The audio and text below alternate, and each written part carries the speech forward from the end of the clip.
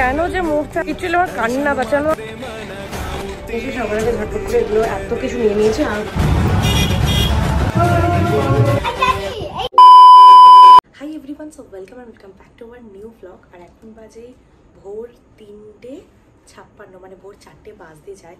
তো অলরেডি আজকে 7 তারিখ পড়ে গেছে। আজকের হচ্ছে গণেশ চতুর্থী। তো আমি লাইফে ফার্স্ট টাইম নিজের হাতে গণেশ পুজো করব। আর আমার হঠাৎই আজকে রাত্রি 1:30টার সময় মনে হলো যে একটা লুক ক্রিয়েট করা যেতে পারে। তো সেই লুকটাই ক্রিয়েট করছিলাম। আর মাকেও ঘুমাতে দেয়নি, দিদিকেও ঘুমাতে দিদি এখন অব্দি জেগে আছে আমার জন্য, আমার সমস্ত ভিডিও ফটোগুলো তুলে দিল। সো আমি জাস্ট মেকআপটা রিমুভ করলাম। আর মনে হলো যে ব্লগটা এখন থেকেই স্টার্ট করা যাক। আমি একটু আস্তে আস্তে কথা বলছি, কারণ অনেক না রাত বলবো না, ভোর হয়ে গেছে অলরেডি। সো চলো, এখন মেকআপ আমি তুলে এসে গেছি, এখন আমি একটু ঘুমাবো। দেন কালকে সকালবেলা উঠে পুজোর সমস্ত জোগাড় যাতে করবো। আর কালকে আমার একটা প্রমোশন শ্যুটও আছে, আমাকে সেটা করতে বাইরে যেতে হবে। তো আমি জানি না কীভাবে টাইম ম্যানেজমেন্ট করবো। সো চলো এখন ঘুমানো যাও, কাল সকালবেলা উঠে কথা হচ্ছে। এতক্ষণ আমি ভিডিও শ্যুট করছিলাম বলে কিন্তু র্যাঞ্চও আমার সাথে জেগেছিল। আর এখন যখন আমি শুতে এসেছি, দেখো আমার পাশে এসে আমার বালিশে মাথা রেখে আমাকে সরিয়ে দিয়ে লিটারালিও ঘুমিয়ে পড়েছে। তো চলো এখন আমিও ঘুমিয়ে পড়ি, কাল সকালে দেখা হচ্ছে।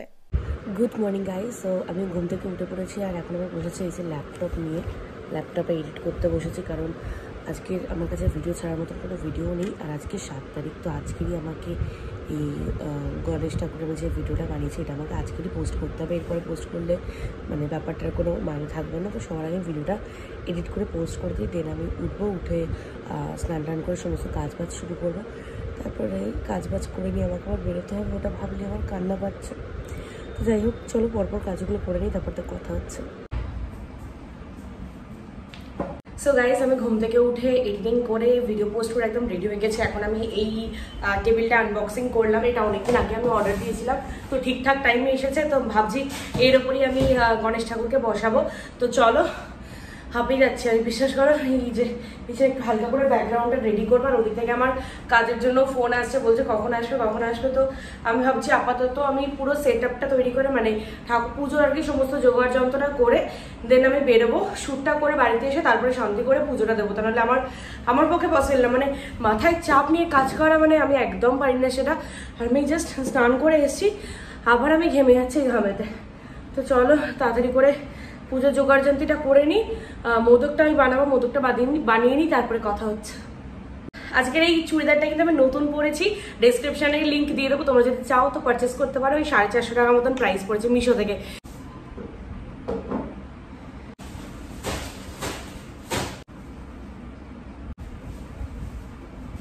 এই যেখানে সমস্ত কিছু নিয়ে বসে পড়েছি। আর আপাতত পিছনটা আমি মানে ঠাকুর যেখানটা রাখবো তার পিছনটা এইভাবেই রেখেছি, সাজিয়েছি, এই গাছটাও দিয়ে দেবো। তো চলো সমস্ত কিছু গুছিয়ে নিই, থালায় বেড়ে নিই, ফল টলগুলো কেটে নিই। আমি আমার স্টুডিওর ঘরেতেই কিন্তু এই যে গ্যাস ওভেন সমস্ত কিছু নিয়ে এসে গেছি। তো এখন আমি নারকল কুড়োবো, কুড়িয়ে সবার আগে আমি বলো না ওটাকে কী বলে, মোদকটা বানাবো। আর তারপরে একটু সুজির পায়েস বানাবো। তো পায়েস টায়েস বানিয়ে নিয়ে একদম জোগাড় জানতে করে দেন আমি বেরোবো, তারপর এসে পুজোটা করবো। চলো কাটতে শুরু করি। আরে মারে, খোল রে, খুলছিস না কেন? আটকে গেছে পায়েতে বাবা। হ্যাঁ,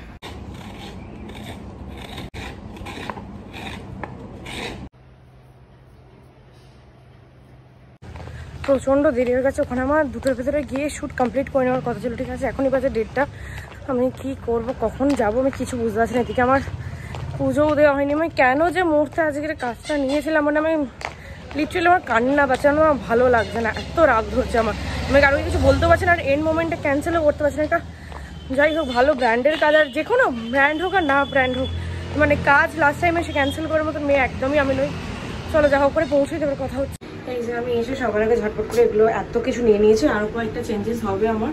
তো কেউ নেই না, তোমার ভিডিও করতে খুব অসুবিধা হচ্ছে, ওনারা হেল্প করে দেবেন, বাট তাও ওই মনের মতন করে করা যাবে না। কারণ কতবার টেক নিতে হলো, কারণ আমি এক একটা টেক না, খুব কম করে হলে 5 থেকে 6 বার কি 10 বার এক একটা টেক নিই। তো এনাদের কাছে তো অতবার ধরে বলাটা পসিবল না। তো চলো আগে তাদের রেডি হয়। আমার ফোনে চার্জও নেই, যেন 15 to 20% চার্জ আছে মনে হয়। তো তাড়াতাড়ি করে পরে আমি চার্জারও আনিনি তাড়াহুড়ো। তো একটা চেঞ্জ আমার হয়ে গেছে, গ্রিনটা। আর এখন আমি একটা ব্লু এর ওপরে চুড়িদার টাইপ অফ কিছু একটা, কি বলবো, ডিজাইনের কিছু একটা ড্রেস পরেছি। এটা ওড়নাটা দেওয়া আছে সুন্দর করে। তো চলো এটা পরে তাড়াতাড়ি পরে আসি। মানে বলে না যখন খারাপ হয় তখন সব কিছুই খারাপ হয়। ট্রায়াল রুমে নর্মালি আমি ড্রেস চেঞ্জ করছি, হঠাৎ করে দেখি এই পিনটা আমার পায়েতে ঢুকে গেল। তো ফাইনালি অনেক কষ্ট করে পিনটা বের করলাম। এই জাস্ট শ্যুটটা কমপ্লিট করে বেরোলাম, আর এখন বাজে 4:10। আমাকে তাড়াতাড়ি 5টার ভিতরে বাড়ি পৌঁছতেই হবে, কারণ 5টা কত অবধি দেখলাম যে টাইম আছে পুজোর। তো ওটা যাই, বাড়িতে যাই, গিয়ে ফ্রেশ হয়ে দেন পুজো টুজো করে তারপরে বাড়িতে গিয়ে কথা হচ্ছে তোমাদের সাথে। এমনিতেই না উপোস করলে আমার ঘুম পায়, আর তার উপর আগের দিন তো ওই মেকআপ করার চোটেতে আমি ঘুমোতেই পারিনি, মানে অনেক ভোরবেলা ঘুমিয়েছিলাম, আর আমার এত ঘুম পাচ্ছিল মনে হচ্ছিল যেন আমি অটোতেই ঘুমিয়ে পড়ি। আমি জাস্ট এসে স্নান টান করে ফ্রেশ হয়ে নিলাম, আমার কাঁচা জামাটা পরে নিলাম, নতুন জামা। আর দিদি আর মা এখানে অলরেডি সমস্ত কিছু জোগাড় করে রেখেছে।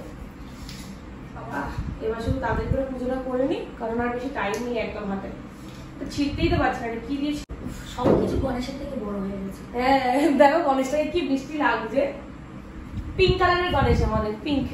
কিন্তু গণেশকে একটু পিছনে সরাতে হবে। এর আগে না কখনো এমন শান্তি পাইনি পুজো করে, হয়তো জীবনে প্রথমবার নিজের হাতে সবকিছু করলাম বলে এটা ফিল করতে পারলাম। গালের ছোট্ট ঘরটা কিনে নিয়ে এসেছি, দিদি বললো যে একেবারে যখন ঠাকুরটাকে আমি এই ঘরতেই আর কি ঠাকুর রেখে দেবো, তো দিদি বললো তাহলে একদম একটা ছোট ঘট কিনে নে, ঘরটাকেও তাহলে রেখে দিতে পারবি।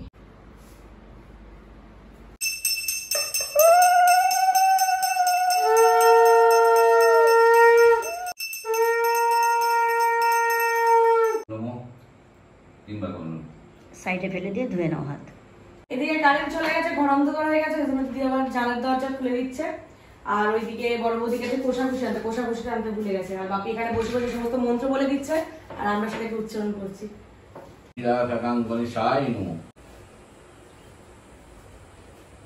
এটা কি তুমি করাবে? গণেশ ঠাকুরের গন্ধ খুব প্রিয়, তাই গন্ধ একটু কি করে দেই? এই যে করে দেবো, মাটির ঠাকুর তো। তা কি হয়েছে?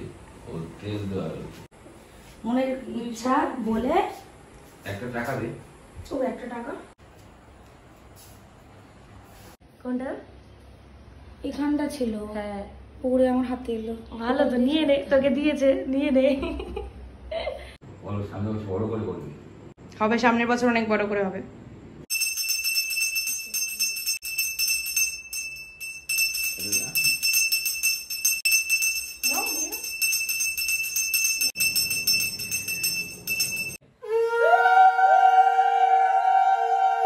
দিদি এখন পুজো বাড়ি আছে, আর সেখানে যাওয়ার আগে আবার ফুচকা খাচ্ছে। ওখানে তো গিয়ে তো খাবি রে। ঠিক আছে, ফুচকা আলাদা। যেখানে ফুচকা থেকে সেখানে ফুচকা খেতে শুরু করে দেবে।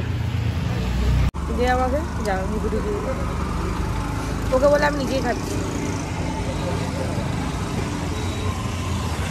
বাড়িতে পুজো টুজো হয়ে যাওয়ার পরে সবার বাড়ি থেকে প্রসাদ দিয়ে এলো, বা তারপরে এসে না ঘুমিয়ে পড়ছিলাম, ভীষণ জোর ঘুম পাচ্ছে, কারণ সারাদিন ধরে ঘুম নেই। তো এখন উঠে রেডি হয়ে আমরা যাচ্ছি এখন রিম্পা দিদিদের বাড়ি, মানে বনিদের বাড়িতে। ওদের বাড়িতেও গণেশ পুজো হয়েছে, তো ওদের বাড়িতে আজকে আমাদের রাতে খাওয়া দাওয়া আছে। তো চলো, আমি আর ড্রেস চেঞ্জ করিনি, ওটা পরেই বেরিয়ে গেছি। এখনও লিটারালি চোখে ঘুম আছে, বাড়িতে এসে তাড়াতাড়ি করে ঘুমাবো একটু। এই যেই হচ্ছে বনিদের বুটিক, আর আপাতত ওদের বাড়িতেই আমরা যাই। বাড়িতেই পুজো হয়েছে না, দোকানে হয়নি তো, সরি আমি ঢিকুর তুলছি রে ফুচকাকে। এত প্রসাদ নিয়ে আসার মানে কি? বিশ্বাস কর, শুধু তুলে নি মিষ্টিটা। Thank you. চোখ বন্ধ কর। 4-5 কিলো ময়দা ঘরে দেবো। আমি জানি এইটা আমি নিতে কি করব সামনে বেশি করে করতে হবে। আবার সকালবেলা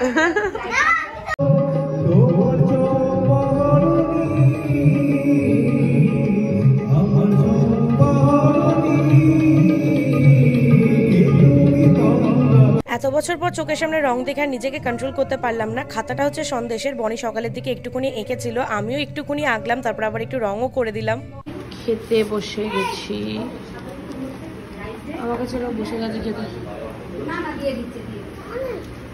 এখন বাজে ওই 12টা বাজতে যায়। বাপি জানি বাপি শরীরটা ভালো নেই, তো বাপির জন্য ওই যে কাকিমা খাবার দিয়ে দিয়েছে, বাড়ি থেকে বাপিকে খেতে দিয়ে দিই। আর প্রচণ্ড ঠান্ডা লেগেছে, তো ভালো লাগছে না, তো বাড়ি থেকে এবার ঘুমাবো।